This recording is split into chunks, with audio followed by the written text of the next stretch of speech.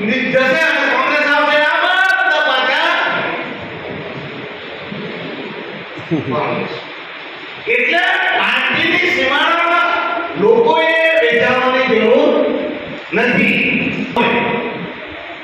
ઝઘડો કરે બિચારા આપણા સામાન્ય માણસ જ થાય. એટલે કદી બી આપણા અંગત સંબંધ રાજકારણ માટે ખરાબ કરવા નહીં. મેં તો એમ કહ્યું મારા ગામવાળા લોકોને હર હંમેશ કહ્યું કે ભાઈ બધી પાર્ટી સાથે સંબંધ રાખો.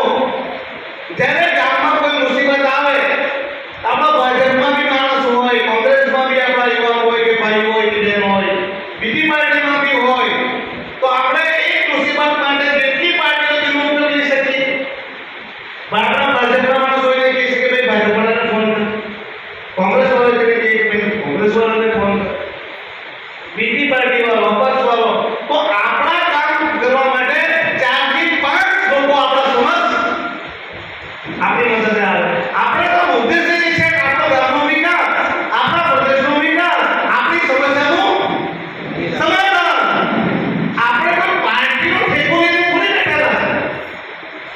આપણા પાર્ટી તો આપણી સમસ્યા માટે, આપણા સમસ્યાના સમાધાન માટે.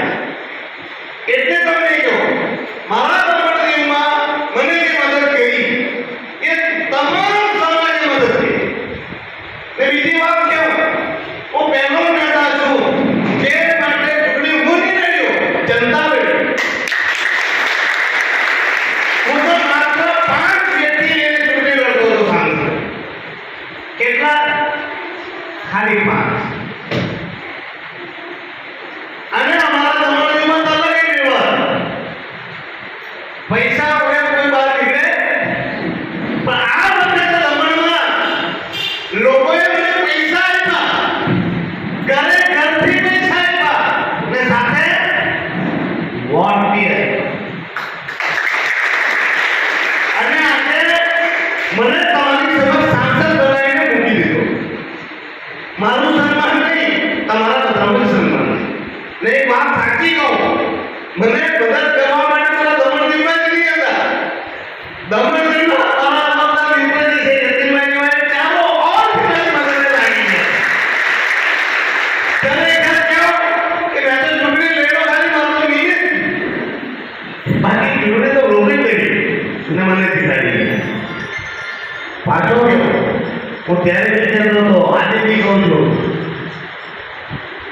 હું તો ગરીબોનો નેતા. અમીરો માટે તો બહુ બધા માણસ ભેગા થઈ જાય. ખરેખર કહું, હું તો તમારા વચમાં મારા કોઈ બાપ દાદાના રાજકારણમાં નહીં. અમારા 7 પેઢીથી કરો ને, તમારી 7 પેઢીમાંથી એવો કોઈ મોટો રાજકારણી નથી. હા, અમે 2 ભાઈઓ કે આવ્યા, નવીન છે મારો ભાઈ અને હું, એ તમે રાજનીતિમાં આવ્યા. આજે મારા 7 પેઢીમાં બધા પટેલ રહ્યા. અમારા પરદાદાથી દાદાના 7 પેઢીથી અમારું ગામનું જે પટેલ પદ છે તે અમારા જ પાસે રહી. બેઝિકલી રાજકારણી નથી. જ્યાંથી મેં સાચી વાત કરી, હું તો સમાજ સેવક છું. અને સમાજ સેવક બન્યો એટલે કે મેં તો ગરીબીમાં ગરીબી જોઈ. હા, અમારા બાપ દાદાજી બહુ બધી અમારી લાઈફ રજવાડી રહી. પણ તે સમય હતો જ્યારે મારા પપ્પાએ લગ્ન કર્યા ત્યારે ગામમાંથી લો મેરેજ કરીને માણસને કાઢી મૂકે. ને મારા પપ્પાએ તે સમયે લો મેરેજ કરેલા એટલે અમને બધાને ઘરથી કાઢી મૂકેલા. એટલે એવી ગરીબી જોઈ હતી મેં મારા બચપનમાં કે તમને હું વાત કહું. અમે 3 જણ, એક મોટી બેન, એક વચમાં હું અને નાનો. તો મારા મા બાપ અમને 3 જણને ખવડાવી દે છે તો મારે બેનને મોકલાય નહીં. નાના બધાને મારો હોય, વચમાં હું. એટલે મારી બધી ભણતર કે વ્યવહારમાં મારા મામાની ઘેર મળ્યો. હું 13 વર્ષ સુધી મારા મામાની ઘેર મળ્યો. એટલે થોડો લાડકો વધારે રહ્યો, કેમ કે તે સમયે મામાની ઘરે ભાણેજનું બહુ માન.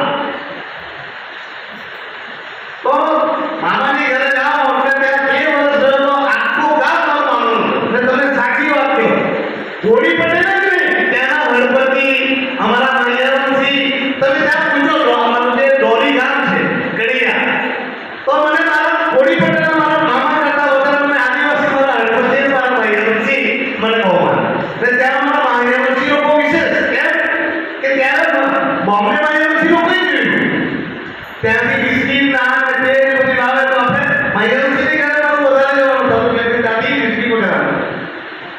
ગરીબીમાંથી મારા આવું છું. મારા પાસે કોઈ માણસ આવે ને એ ફરિયાદ કરે તેના પહેલા મને ખબર પડી કે આ તકલીફમાં છે. ના ને કેવી તકલીફ છે. કેમ કે એ બધી તકલીફ મેં જોઈ છે મારા જીવનમાં. એક સ્કોલરશીપ માટે 40 રૂપિયા મળતા હતા અને એક રેસિડન્ટ અને ત્યાંથી ઇન્કમ સર્ટિફિકેટ લાવવા માટે 1.5 મહિનો ચક્કર મારવો પડતો. ત્યારે વિચારતો કે આજે કોઈ નેતા આવે તો તેને તાત્કાલિક કામ થાય કે ગરીબ માણસના ચક્કર પર ચક્કર થાય. ત્યારે વિચારતો કે એક માણસ એવો હોવો જોઈએ કે ગરીબ માણસોના માટે ઉભો થાય. અરે મેં તો મોક્ષી એ વાપરેલા છે આખા દોડમાં મેં વાપરી ગયા અને ત્યાંથી હું અહીંયા સુધી પહોંચ્યો છું તો લોકોના આશીર્વાદ લોકોની દુઆઓ અને આજે તમે આજે વિશ્વાસ સાથે કહી જાઉં છું કે તમે જરાય ચિંતા નહીં કરતા. તમારા સાંસદ આવે કે નહીં આવે તમારી મુસીબતમાં પણ આ ઉમેશ પટેલ તમે યાદ રાખજો. તમને જ્યારે જરૂર પડશે તમે એક ટકો કરજો. ઉમેશ પટેલ તમારા સમક્ષ અડધો કલાકની અંદર તમારા કામમાં આવી જશે.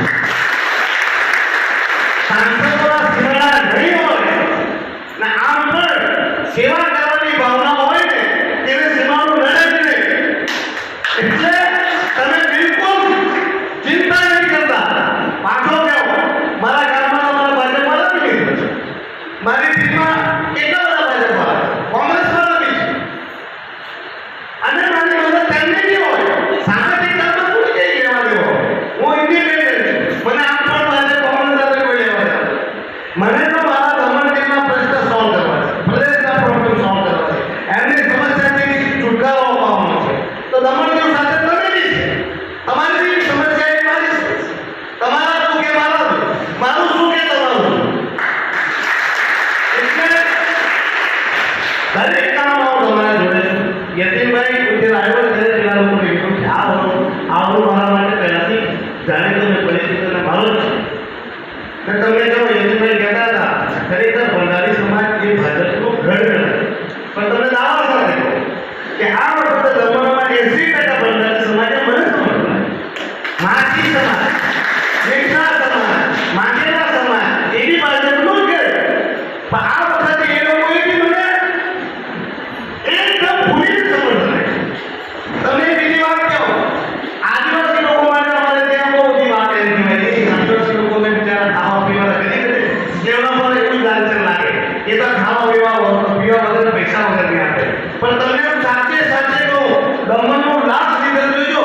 હું જ્યારે 1260 વોટ ત્યાં ગયો હતો ત્યારે મોટી દમણ જોયું ચંપોર ને બલિયાની ને જરી ને એમાં જોજો 85% વોટ આદિવાસીના અને ત્યાં મને 100%ની પણ 95% વોટ મળ્યા. ખાલી 5% ભાજપ મને 750 તમે જોયું અને મને 4000ની ભીડ મને ક્યાં મળી મારા આદિવાસીઓ મળે.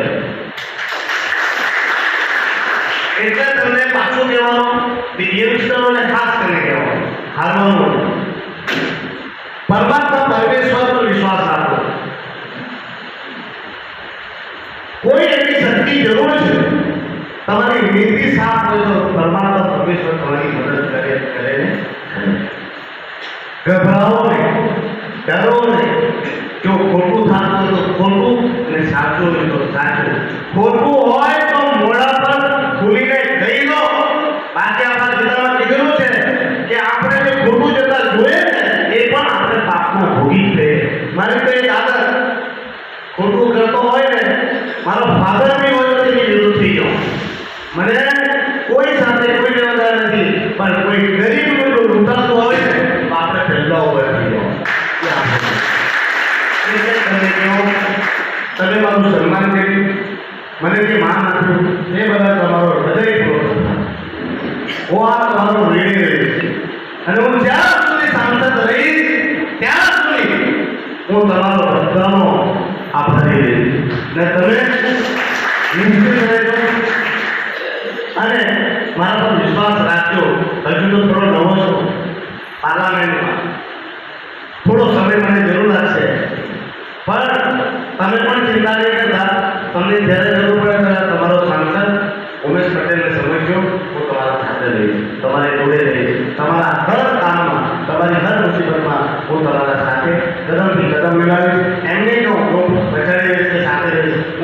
મુસીબતમાં આગળ રહીશ. એ તમારે ખ્યાલ નહીં. અને તમારે હર મુસીબતનો સામનો કરીને તે મુસીબતથી છુટકારો અપાવીશ. તમે તમારા ગામમાં, તમારા વિસ્તારમાં જે મારું માન રાખ્યું, મારું સન્માન કર્યું તે બદલ તમારો સૌનો આભાર.